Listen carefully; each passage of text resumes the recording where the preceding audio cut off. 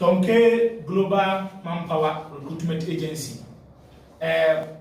Advert na year for Qatar form and then a first batch echo because of sitting on tea and then maybe there we are NSS second recruitment.